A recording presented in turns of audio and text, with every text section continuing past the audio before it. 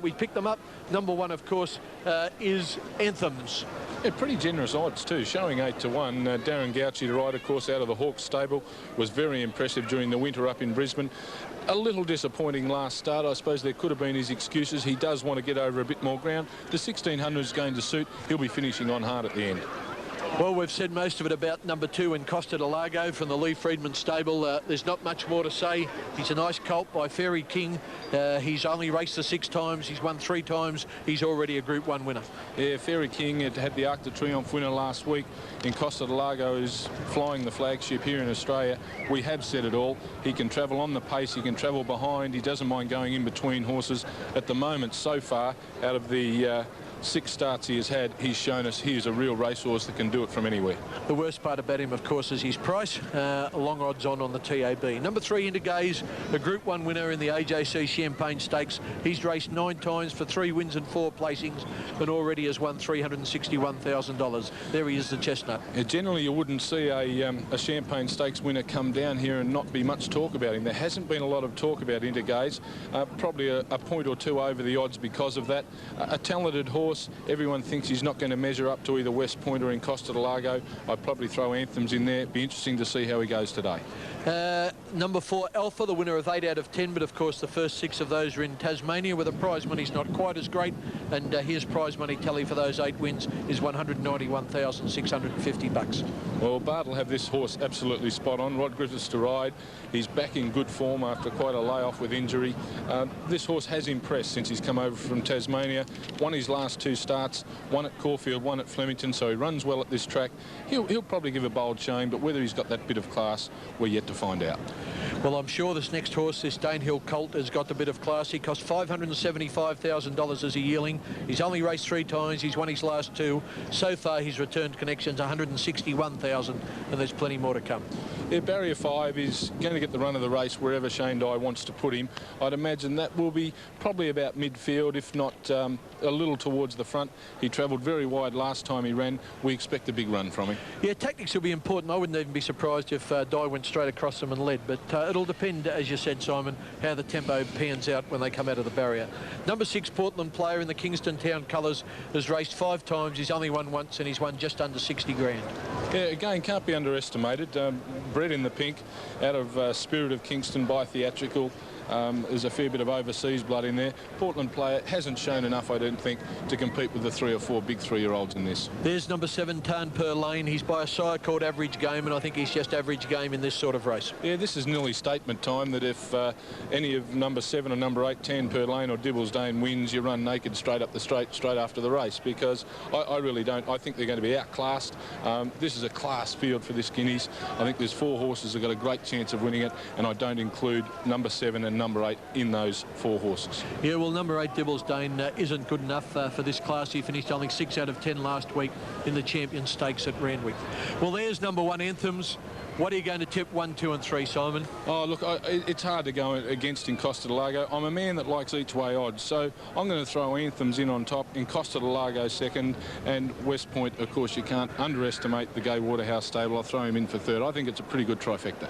We're going away from the odds-on favourite. I'm tipping number 5, West Point first, then Costa de Lago, the hot favourite, second, and I like Intergaze for third. I thought his run was better than Anthems in the Stan Fox Stakes at Randwick. Okay, well, as we see these horses about to go out, there's West Point as they go on the track. Let's take a break and then come back and see the running of the 1996 Caulfield Guineas.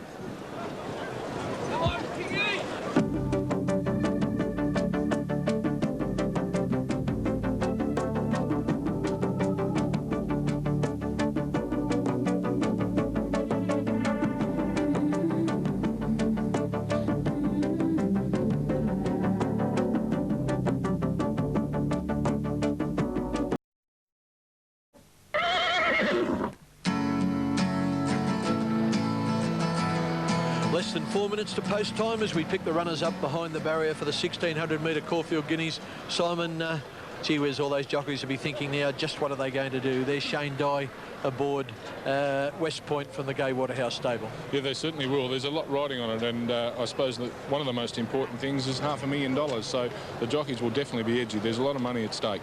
Well, the favourite, as we've told you several times, is in Costa del Lago, $1.60 again on the TAB.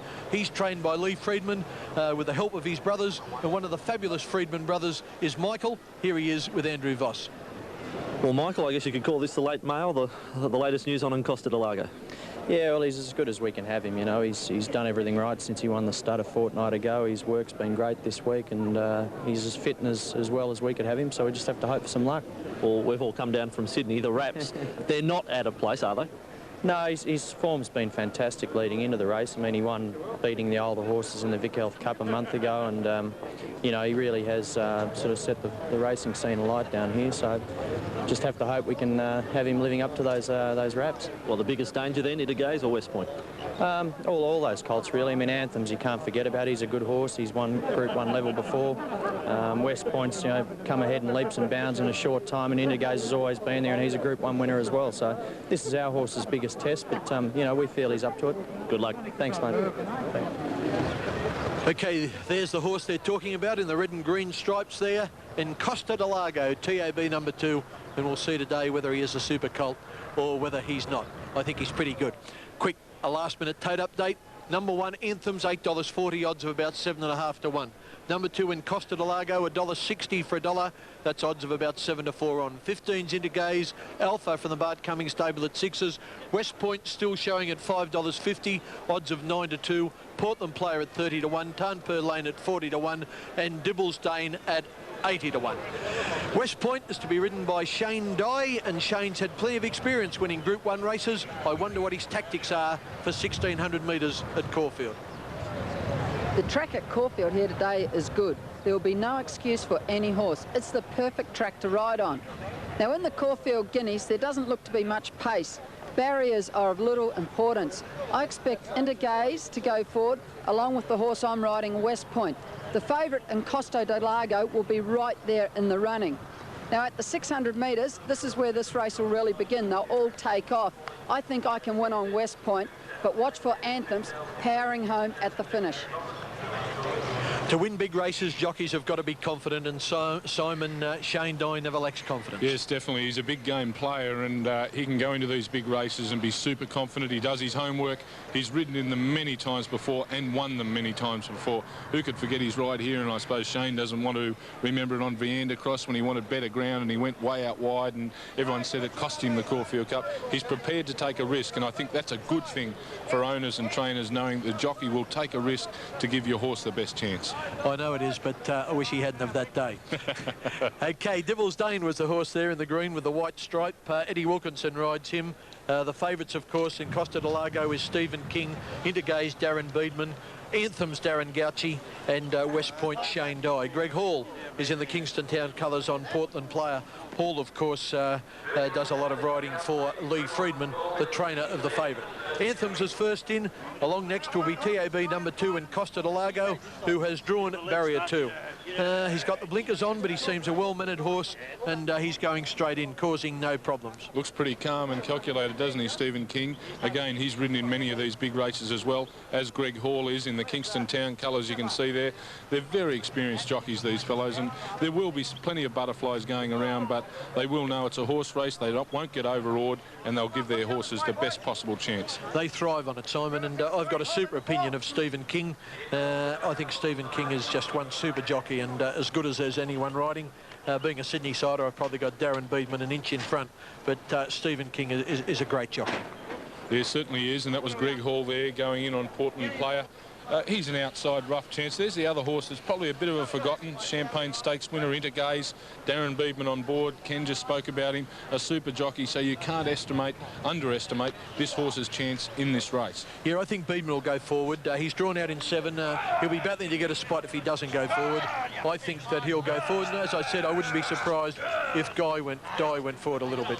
Some sound effects there from behind the barrier.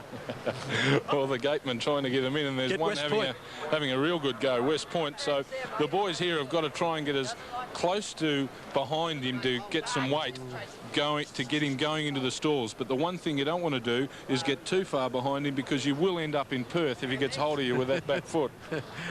Oh, he is letting go a bit there. He's ready for it, and I'm ready for him. I've backed him. The boys will try and lock arms here now to push this horse in. You can see them getting around, trying to get some power.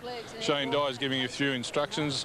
Stay concentrating on the horse if you possibly could, Shane. They'll try and lock arms and take West Point in. You'll probably see if we could... you'll nearly see behind the tail of the horse, you'll see the boys behind the barriers. They'll have locked arms, and they're pushing that horse in, not giving him a chance to kick, getting as close to him as possible. And look at that. Shane had not only have they got courage, they got power as well. They're going to push in probably a 450-kilo horse into the barriers. They don't get super wages, and they're great workers. They're the unsung heroes of the track. I think Shane was complaining about something there. I couldn't quite pick up what it was, but he'll be right now. He's mounted West Point. Just a couple to go in. Intergaze and Tarn Per Lane is it over there. When it comes forward, they'll all be in and ready for the running of the Group 1 1996 Caulfield Guineas. And to call the race for us is John Russell. And they're about to go in the Guineas. Here's John. All ready. Stand by for a start. Should go. Alpha stands in well, Portland Player. Ready for a start. And Costa del Lago in 2. Ready and off and running in the Caulfield Guineas, and Costa del Lago, one of the first to mount out with Anthems on the inside, began well. West Point was away quickly, and so also is Dibblesdane going up on the outside, followed by Tarn Per Lane, who's going very fast as they race up the hill.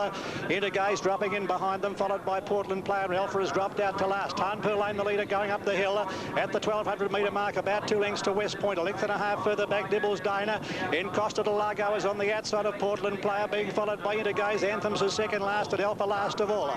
Over the hill they travel onto the railway side, and Tarn Per Lane led 3 lengths to West Point, a length and a half. Portland Player, who's on the inside of Dibblesdane, close in behind them is in Costa del Lago. 2.5 lengths further back is Intergaze, being followed by Anthems, who's next to last, and Alpha is last of all. On the railway side, 800 metres left to go. Tarn Per Lane by a half length to West Point, a length further back. Portland Player, just behind them Dibblesdane, closely attended by Costa del Lago, a length and a half further back than Intergaze.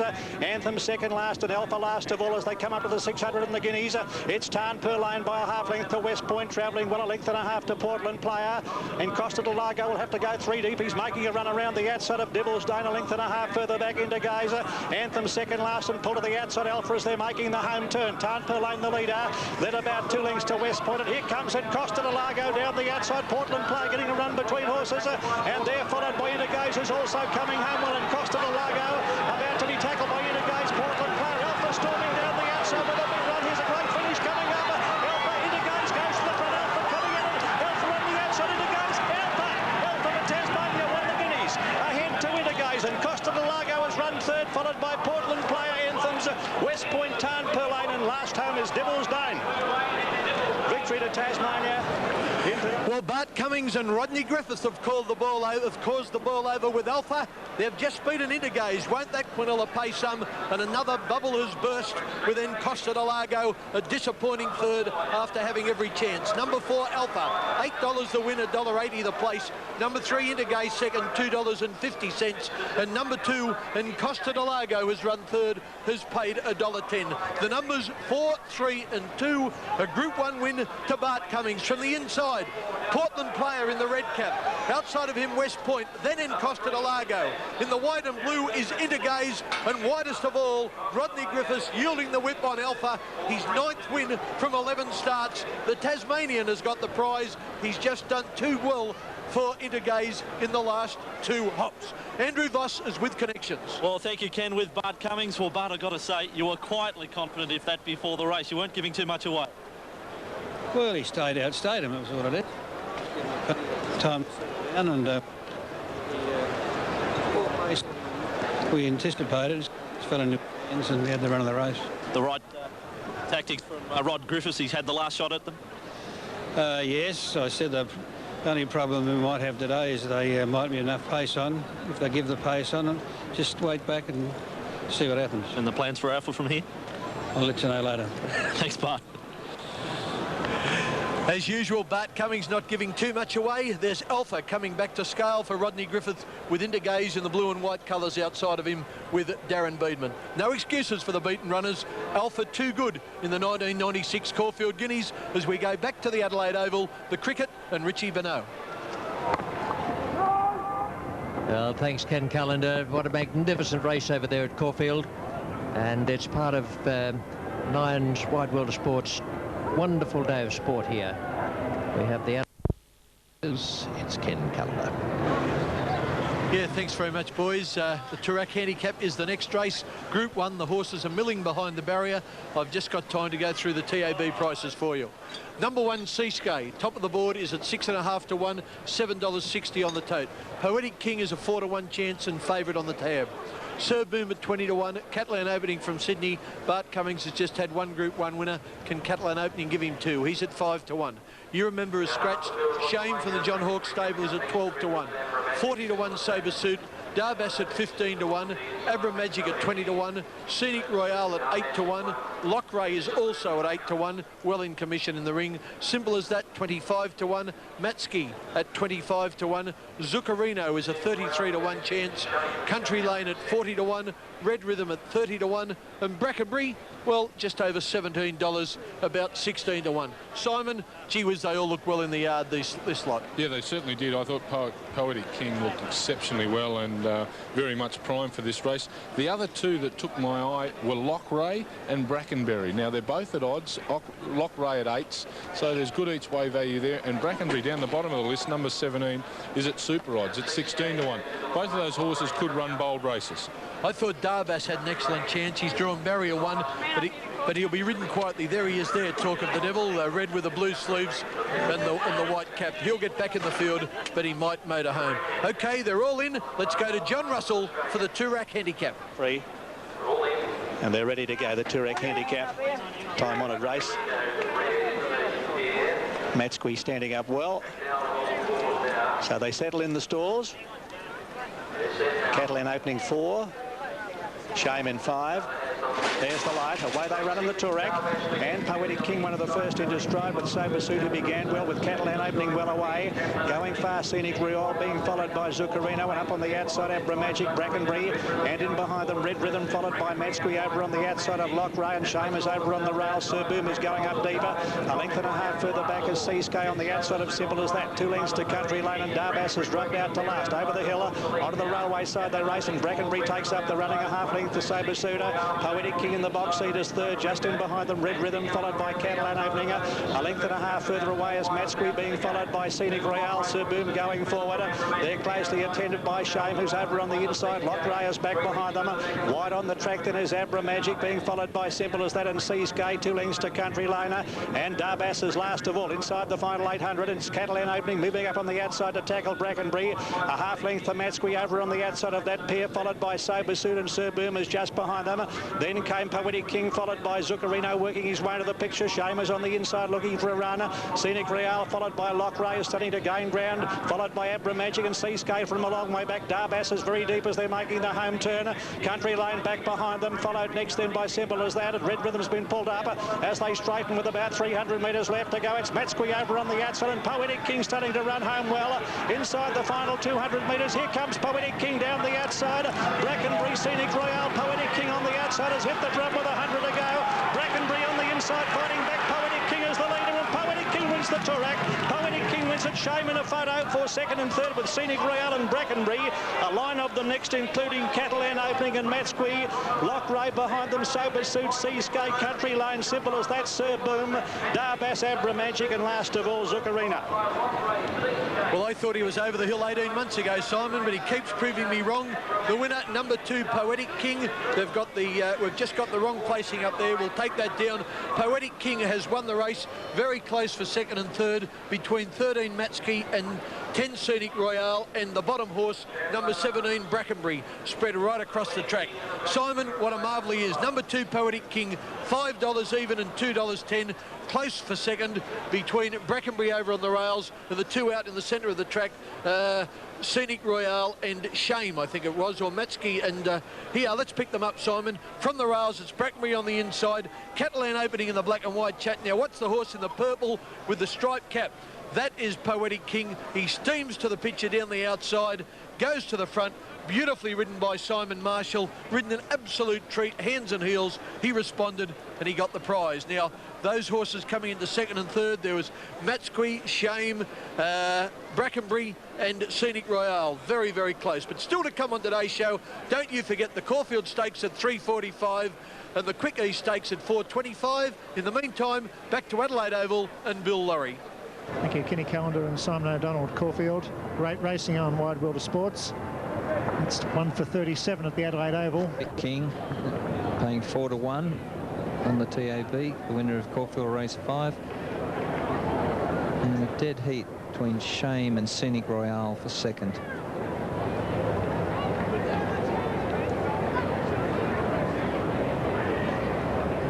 1,000 metres, and here's Kenny Callender. Thanks very much, Richie, and we come up on the champ, on the Big O Octagonal, and that's an appropriate time for Simon O'Donnell to comment. Is it what? Well, the favourite horse, D. Beedman, on board. Did very well in the Underwood Stakes at this track a fortnight ago, and we're really looking forward to him running a big race in this Caulfield Stakes today. I'll tell you one thing, Simon, if he doesn't win, he'll go down fighting, because he's certainly got the biggest heart in the game. Yeah, he certainly has, and that was probably a little suspect over his sprint distances this campaign, but by gee, since he's got to distances that suit as a 4-year-old, the 1800, now 2000, he's going to be very hard to beat. Well, punters cannot separate Juggler and Octagonal pretty well. At the moment, it is Juggler TAB number 1 showing at odds of 6 to 4 or $2.50. Number 2, Station Hand, is a 25 to 1 chance. Number 3, Magnet Bay, is a 30 to 1 chance. Punters have rallied to the Big O. He's now out to 240, 10 cents less though than Juggler, odds of 11 to 8. He looked like being longer earlier, but the punters weren't going to let him go. $2.40 Octagonal. Number 5, Crying Game, at $40 odd, almost $50 now. Number 6, Valence, Mick Dipman's mount, into 16 to 1. Number 7, Peep on the Sly, he'll be running on, he's a 9 to 1 chance. Number 8, Cheviot, is out to 20 to 1, and number 9, Arctic Scent, at 12 to 1. Okay, there's Juggler now in centre screen. We saw Octagonal. There's the main rival, Juggler. Juggler today is to be ridden by the Melbourne jockey, Stephen King. Andrew Voss spoke with Stephen earlier. Well, Stephen, Glenn Boss, last time out on Juggler, came off and said he's never been on anything like it. You're obviously excited about the ride. Yes, I am. I mean, I've never actually had an experience riding this horse, so it's going to be good. What other tactics? What would be the race to suit? I suppose I'm just going to bounce out and see what happens, basically. These type of races, you can't have too much of a plan because they never go in the way you want them to, but I'll just let him bounce out and hopefully he'll be in the first 4. And, of course, Octagonal, the clash is there. We're all hoping that it's a bob at the head finish, but you're hoping that you're the one who's in front. Well, we're going to, I think Octagonal is an exceptional horse, and I know he'll be behind me somewhere, but just have to see how we go. All right, Stephen, good luck. Thank you. Oh boy, Simon, it's going to be a race. There's the rival, there's Octagonal. 7 Group 1 wins. 5 out of 5 rides for Darren Beedman have been wins on this horse. Yeah, look, he's a fair thing. I mean, he's just a ripper horse, Octagonal. He's got his heart as big as Victoria, New South Wales, probably Australia. But you can't take anything away from Juggler either. It's going to be a super contest. Beedman, I think he's always got to be confident getting on this horse. The horse goes so well for him, Octagonal. He loves being on its back. Stephen King on Juggler, look, has a great chance. And I agree with his tactics. Bounce out and just see what's going to happen out there, because these races, they're very competitive. They're super strong. Jockeys aren't going to give anything away. And look, I suppose they're going to look at Crying Game leading the race. That's number 6 we're seeing there, Valance. Look very good in the paddock. Mick Dipman on board. I still don't think that a number of these horses have got the class to compete with Juggler and also Octagonal. Okay, there's Mick Dipman on Valance. Mick Dipman was caught by Andrew Voss before he went out. Here they are. Well, Mick, the story with Valence, do you think it's up to this company, Wait for Age company, in this class today? Well, he's had a few goes at Wait for Age and he's acquitted himself well. And he's only been running against the best. You know, he's probably going to be better suited at handicaps, because if you put him in a handicap, he's probably only get 52.5, 53.5. So this will be a good guide to the Caulfield Cup. He can run a mile and a half. And he's, you know, he's a reasonably smart horse. He's a Queensland Derby winner. So it'll be interesting just to see how he goes today, because this is pretty good company. Well, how do you think it has improved? You were on earlier in the year up in Brisbane. Improved since then? Oh, I think he has, yeah. As I say, he's quite a nice horse. You know, he's the Wait for Age horses that are around this season are very, very good.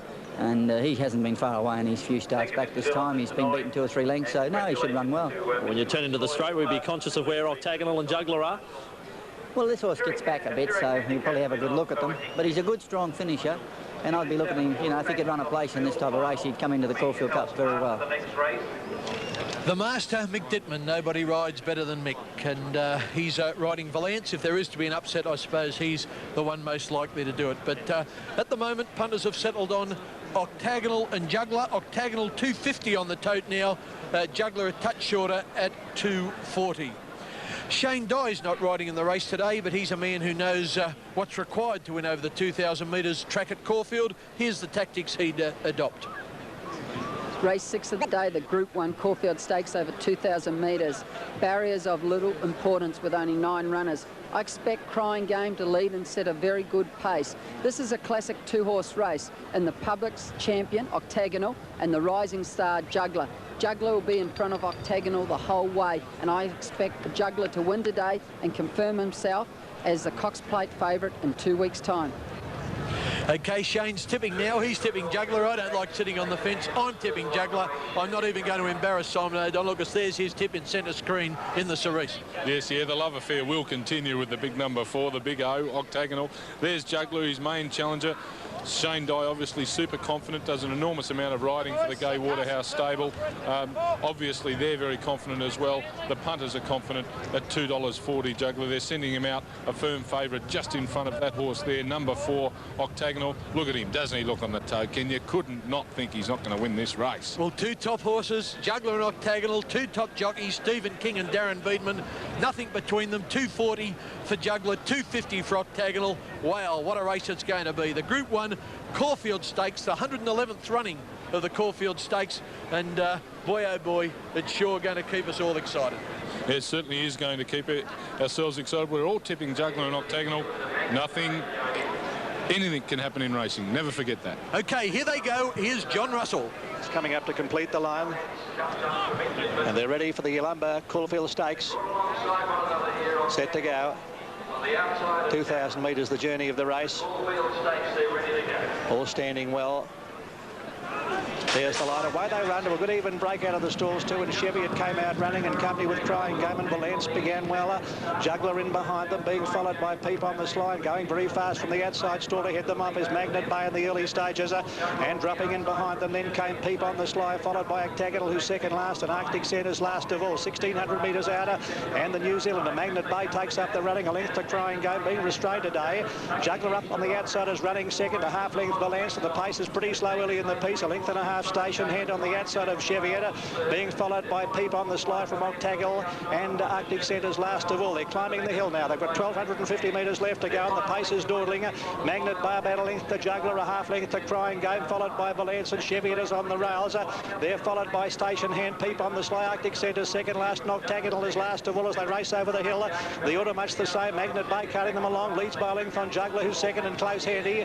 A length and a half further back is Crying Game. They're followed closely by Cheviot, getting a nice run on the inside of Valence and going up 3 deep as Station Hand. Further back in the field in came Arctic Centre round the outside of Octagonal, second last, and Peep on the sly is last of all. They're on the railway side now, and Crying Game has sprinted up on the outside to take the lead from Magnet Bay.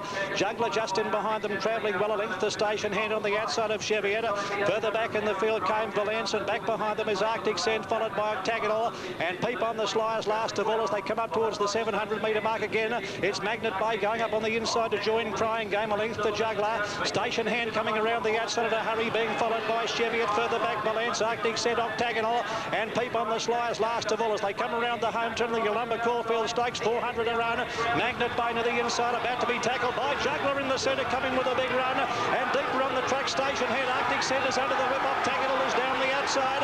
250 metres left to go, and Juggler is dashed well clear of Magnet Bay. Here comes Octagonal down the outside, but Juggler is well clear with 150 left to go. He's going strongly.